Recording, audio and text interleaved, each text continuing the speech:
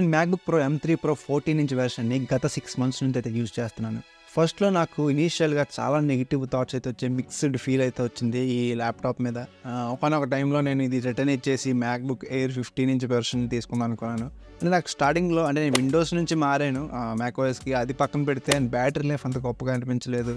So, మొత్తానికి ఎందుకో నాకు ఫుల్ కంప్లీట్‌గా లేదనమాట ఈ ల్యాప్‌టాప్ కొన్నందుకు. అండ్ మ్యాక్బుక్ ఎయిర్ 15 ఇంచ్ అయితే కొంచెం పెద్ద స్క్రీన్ వస్తది. మంచి బ్యాటరీ లైఫ్ ఉంటది.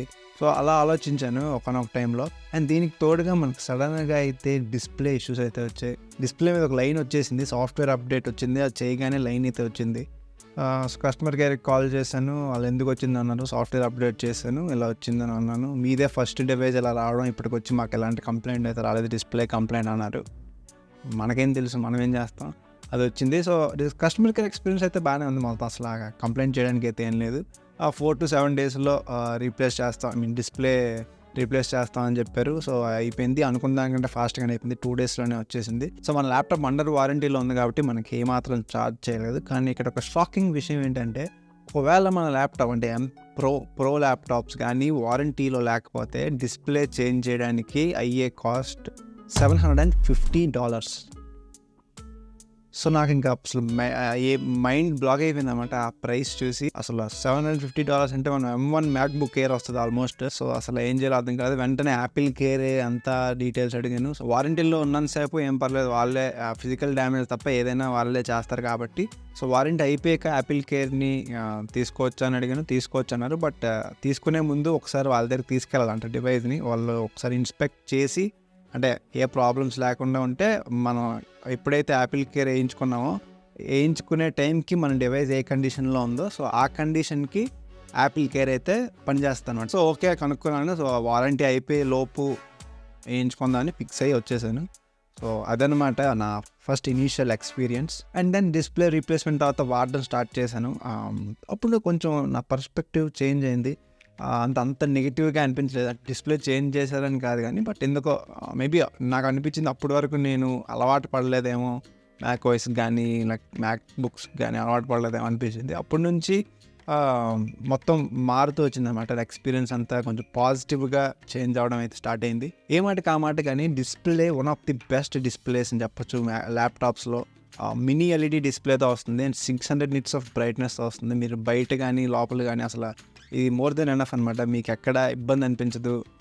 బ్రైట్నెస్ చాలా ఎక్కువ ఉంటుంది. అది 14 ఇంచ్ వెర్షన్, 14.2 ఇంచెస్ డయాగ్నల్ వస్తుంది screen size and 120 hertz promotion డిస్ప్లేతో వస్తుంది మ్యాక్బుక్ ప్రోస్ అన్నిటికీ. సో, డిస్ప్లే పరంగా అసలు ఎక్కడ కంప్లైంట్స్ అయితే ఏం లేదు. చాలా హై క్వాలిటీ డిస్ప్లే వస్తుంది, స్మూత్ డిస్ప్లే వస్తుంది, బెస్ట్ ఎక్స్పీరియన్స్ వస్తుంది. మీరు ఒక మల్టీమీడియా కన్సంప్షన్ అంటే మూవీస్ చూసినా, వీడియోస్ చూసినా చాలా హై క్వాలిటీ డిస్ప్లే అనమాట. మంచి కలర్స్ వస్తాయి. ఎవ్రీథింగ్ పాజిటివ్గా ఉంటుంది మీకు ఎక్స్పీరియన్స్ అనమాట. నా డివైస్ అయితే 18 GB ర్యామ్తో వస్తుంది. 11 కోర్ CPU అండ్ 14 కోర్ GPUతో అయితే నా డివైస్ అయితే వస్తుంది. 11 కోర్ CPUలో ఈసారి M3 చిప్స్లో ఎఫిషియన్సీ మీద ఎక్కువ కాన్సన్ట్రేట్ చేసినట్టున్నారు.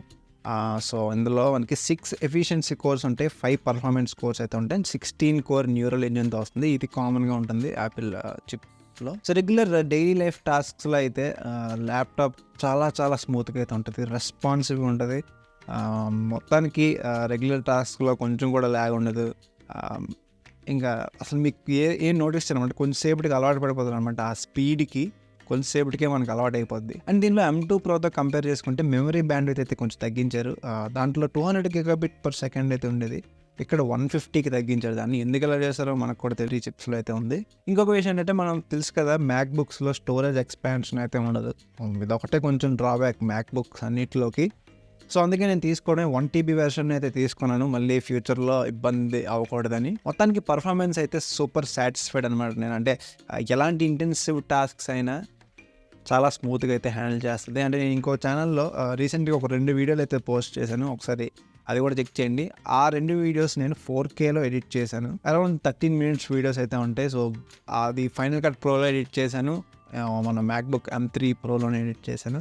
సో, అది నాకు అసలు 4K ఎడిట్ చేస్తున్న ఫీల్ కూడా రాలేదు. అంత స్మూత్ ప్లేబ్యాక్ అయితే ఉంది. Maybe final cut pro Apple వాళ్ళది కాబట్టి కొంచెం ఎక్స్ట్రా అడ్వాంటేజ్ ఉన్నప్పటికీ, బట్ పవర్ అయితే రా పవర్ అయితే ఈ M3 Pro చిప్సెట్లో అయితే నేను నోటీస్ చేశాను. అసలు స్మూత్ ప్లేబ్యాక్ ఉంటుంది, కొంచెం కూడా ఫ్రేమ్ డ్రాప్ ఉండదు.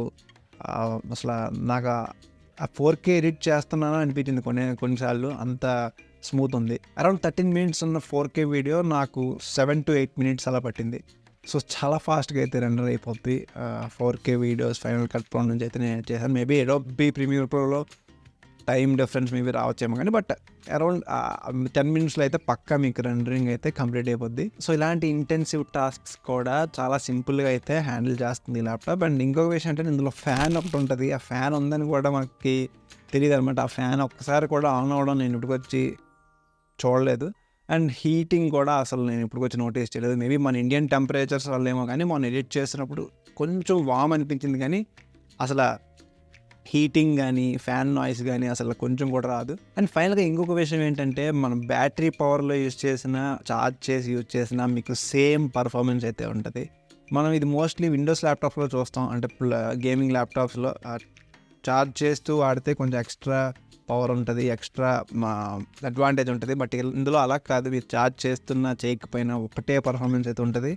అంత స్మూత్ పర్ఫార్మెన్స్ అయితే ఉంటుంది. వన్ లైన్లో చెప్పాలంటే ఇది ఒక పర్ఫార్మెన్స్ కింగ్ అని చెప్తాను. ఇంత పర్ఫార్మెన్స్లో కూడా చాలా ఎక్సలెంట్ బ్యాటరీ లైఫ్ అయితే ఉంటుంది. ఒకవేళ మీరు లైట్ యూసేజ్ చేశారంటే మీకు చాలా ఎక్సలెంట్ బ్యాటరీ లైఫ్ అయితే వస్తుంది. మీరు రెగ్యులర్గా బ్రౌజింగ్, వీడియోస్ చూడడం అలాంటివి ఏదైనా చేస్తే చాలా ఎక్సలెంట్ బ్యాటరీ లైఫ్ అయితే ఉంటుంది. మోర్ దెన్ 10 hours అయితే వస్తుంది. నేను ఒకసారి 2 days లైట్ యూసేజ్ అప్పుడు 2 రోజులు ఛార్జ్ చేయని రోజులు కూడా ఉన్నాయి. సో అంత ఎక్సలెంట్ బ్యాటరీ లైఫ్ అయితే ఉంటుంది అందులో. ఒకవేళ మీరు వీడియో ఎడిటింగ్ లాంటివి ఎక్కువ చేస్తే అరౌండ్ 5 to 6 hours అయితే పక్కా వస్తుంది. బ్యాటరీ యూసేజ్ అంటే మీరు వాడేదానికి నేను వాడేదానికి డిఫరెన్స్ వస్తుంది. ఓవరాల్గా చాలా ఎక్సలెంట్ బ్యాటరీ లైఫ్ అయితే ఉంటుంది అందులోనే. ఇంటర్నల్ పర్ఫార్మెన్స్ ఒకటే కాదు, అవుటర్ పార్ట్ కూడా చాలా సాలిడ్గా అయితే ఉంటుంది ల్యాప్టాప్. 3 Thunderbolt 4 పోర్ట్స్ అయితే ఇచ్చారు. ఒక ఫుల్ సైజ్ HDMI పోర్ట్ ఉంటుంది, హెడ్ ఫోన్ జాక్ ఉంటుంది, and full size SD card slot అయితే ఇందులో ఉంటుంది. మొత్తం అల్యూమినియం బిల్డ్తో వస్తుంది. సో నేనైతే బ్లాక్ కలర్ తీసుకున్నాను. ఇది కొత్త కలర్, ఓన్లీ ప్రో వెర్షన్స్కి ఆఫర్ చేశారు ఈ కలర్ని. సో నేను తీసుకున్నాను, కానీ ఇది మోస్ట్లీ స్పేస్ గ్రేకి క్లోజ్గా అయితే ఉంటుంది. అంత అంటే ఫుల్ బ్లాక్ అయితే కాదు, మొత్తం బ్లాక్ అయితే కాదు. అండ్ దీంట్లో యానడైజేషన్ టెక్నిక్ ఏదో వాడారంట. అంటే ఫింగర్ ప్రింట్స్ కానీ ఏదైనా మరకలు పడితే కనిపించకుండా ఉండడానికి దీంట్లో యూజ్ చేద్దామని చెప్పారు, కానీ అది అంతవరకు ఎఫెక్టివ్గా ఉందో నాకైతే తెలియదు. అంత సూపర్ అయితే ఏం కాదు. మన ఫింగర్ ప్రింట్స్ కొంచెం పడితే పక్క కనిపిస్తాయి. కొంచెం ప్రీవియస్ వెర్షన్స్తో కంటే కొంచెం తగ్గిస్తుందేమో, కానీ అసలు పూర్తిగా ఏమీ చేయదన్నమాట. అండ్ గ్రే కలర్కి కొంచెం చాలా క్లోజ్గా అయితే ఉంటుంది, మొత్తం బ్లాక్ అయితే కాదు. కలర్ పెద్ద మ్యాటర్ ఏం కాదు. కొత్త కలర్ అని చెప్పి తీసుకోవడం, కానీ అంత స్పెషల్ అయితే ఏం లేదు ఇందులో. సాలిడ్ కీబోర్డ్ ఉంటుంది, ట్రాక్ ప్యాడ్ ఉంటుంది, డీసెంట్ సైజ్ ట్రాక్ ప్యాడ్, పెద్ద ట్రాక్ ప్యాడ్ వస్తుంది. అండ్ 1080p వెబ్ క్యామ్తో వస్తుంది. చాలా హై క్వాలిటీ వెబ్ క్యామ్, అంటే ల్యాప్టాప్స్కి మోర్ దెన్ ఎనఫ్ అనమాట. అంతకంటే హై క్వాలిటీ అయితే మనకు అవసరం లేదు. సో ఇది వెబ్ క్యామ్ నుంచి వచ్చే క్వాలిటీ 1080p వెబ్ క్యామ్ ఇది. సో డీసెంట్ క్వాలిటీ ఉంది. నా పైన అయితే ఒక లైట్ ఉంది, రెగ్యులర్గా రూమ్లో కూర్చొని నార్మల్ లైటింగ్ కండిషన్స్లో అయితే ఉంది. అండ్ వాయిస్ కూడా ఇంటర్నల్ మైక్రోఫోన్తో వస్తుంది. సో ఎలా ఉందో ఒకసారి చూడండి. అండ్ స్పీకర్స్ అయితే నెక్స్ట్ లెవెల్ అనేది చెప్తాను. ఈ ల్యాప్టాప్ సైజుకి వాళ్ళు ఇచ్చిన స్పీకర్స్కి 6 స్పీకర్స్ అయితే ఉంటాయి ఇందులోని.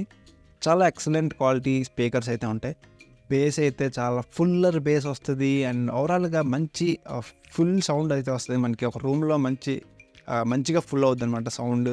అంటే అక్కడ ల్యాప్టాప్ నుంచి వస్తుందా లేకపోతే అంత ఇదేంటి ఏమి ఉండదు.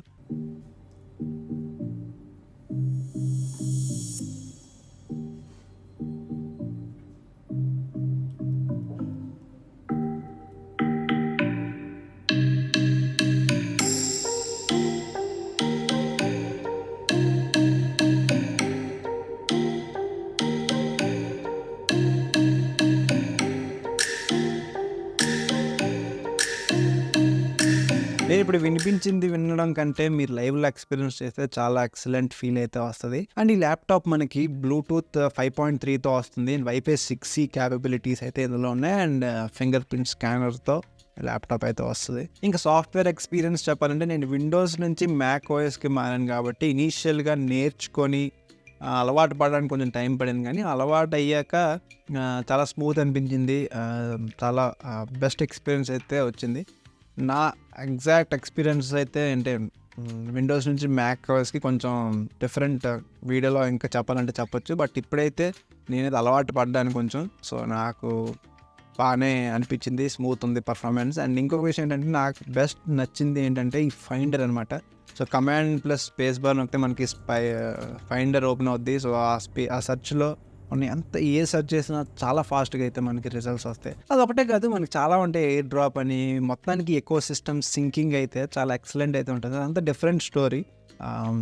బట్ ఓవరాల్గా మ్యాక్ ఓఎస్ కూడా నాకు చాలా బాగా అనిపించింది. ఫైనల్గా ఈ ల్యాప్టాప్ ఎవరి కోసం అనే మాటకు వస్తే, మీరు కానీ లైట్ వర్క్స్ యూజ్ చేస్తాను, నేను జస్ట్ బ్రౌజింగ్, చిన్న చిన్న కోడింగ్ వర్క్ ఉంది, అలాంటిది అయితే మాత్రం ఈ ల్యాప్టాప్ అసలు వర్త్ కూడా కాదు. మీరు అన్లెస్ అంటిల్ ఇంటెన్సివ్ టాస్క్స్ చేస్తే తప్ప, అంటే video editing, photo editing, 3D works, so ఇలాంటివి ఏవైనా చేస్తే తప్ప మీరు కానీ తక్కువ యూసేజ్కి ఈ ల్యాప్టాప్ తీసుకోవాలంటే దెబ్బ అయిపోయినట్టే. ఎందుకంటే ఇది తక్కువ బడ్జెట్లో వచ్చే ల్యాప్టాప్ అయితే కాదు, ఎక్స్పెన్సివ్ ల్యాప్టాప్.